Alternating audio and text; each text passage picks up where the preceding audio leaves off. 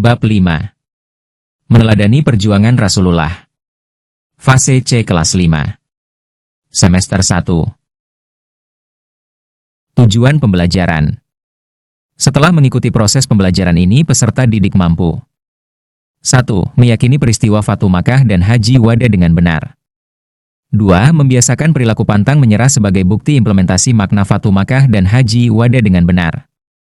3. Menjelaskan pengertian peristiwa Fatu Makkah dan Haji Wada dengan benar. 4. Menjelaskan sebab-sebab terjadinya peristiwa Fathu Makkah dengan benar. 5.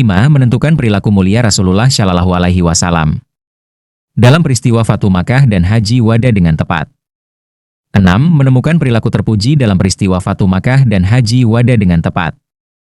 7. Menghubungkan peristiwa Fatu Makkah dan Haji Wada dengan perilaku terpuji sehari-hari dengan benar. Peristiwa Haji Wada. Setiap pertemuan pastilah ada perpisahan, begitulah kata pepatah. Kalian pasti mengalami perpisahan. Misalnya perpisahan dengan saudara yang akan merantau, perpisahan dengan kakak kelas yang telah lulus, ataupun pelepasan anggota keluarga yang hendak berangkat haji. Peristiwa ini seringkali diiringi dengan tangis dan haru. Apakah kami akan bertemu kembali? Itulah pertanyaan yang muncul dalam perpisahan.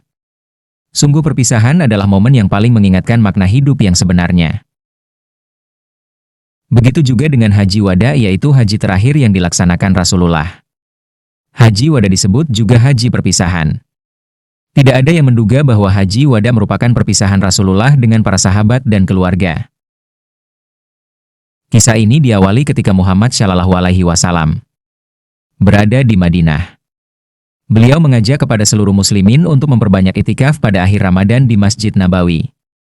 Malaikat Jibril juga memastikan kepada Nabi Muhammad tentang wahyu-wahyu Allah telah disampaikan, tidak ada yang terlupakan. Peristiwa ini diceritakan Nabi Muhammad kepada Fatimah. Rasulullah mengatakan bahwa Malaikat Jibril membacakan Al-Quran berulang dan memastikan wahyu Allah telah tersampaikan. Bahkan Rasulullah menduga dirinya merasa waktunya telah tiba. Keadaan ini membuat kerinduan terhadap kota Makkah semakin kuat. Rasulullah ingin segera berhaji dan mengunjungi kota Makkah. Pada bulan ke-11, Zulkaidah, Rasulullah mengumumkan kepada kaum muslimin yang berada di kota Madinah.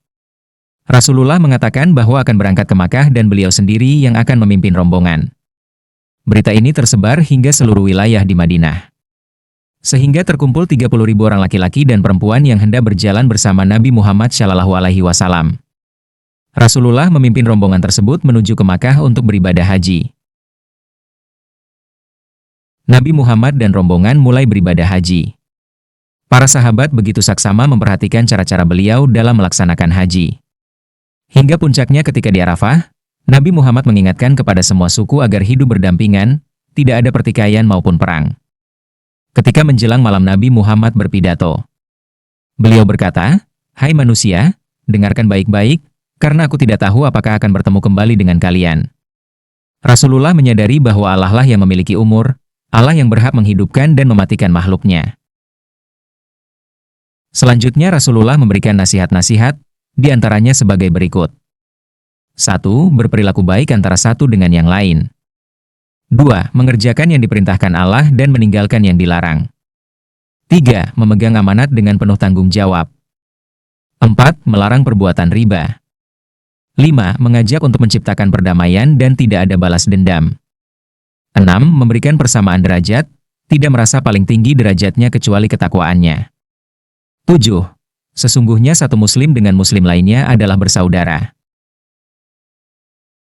Di akhir pidatonya Rasulullah mengatakan, "Aku tinggalkan dua petunjuk untuk kalian, berpegang teguhlah terhadap keduanya. Maka kalian akan terhindar dari kesalahan." Kedua petunjuk tersebut adalah Al-Quran dan Sunnah.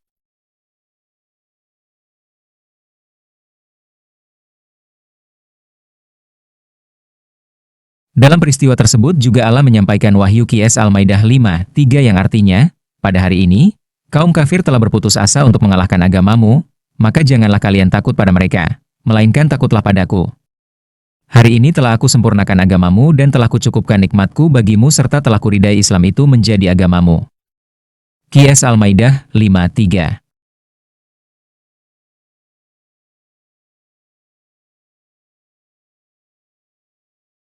حرمت عليكم الميتة والدم ولحم الخنزير وما أهل لغير الله به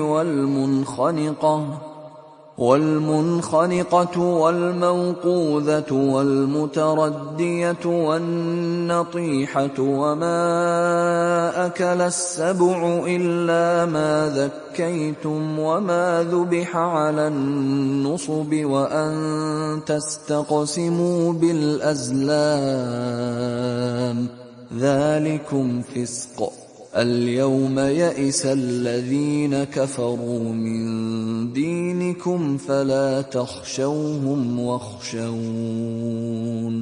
اليوم أكملت لكم دينكم وأتممت عليكم نعمتي ورضيت لكم الإسلام دينا فمن اضطر في مخمصة غير متجانف لإثم فإن الله غفور رحيم. Ayat tersebut memberikan makna bahwa ajaran Islam telah sempurna sehingga tidak ada lagi wahyu yang turun.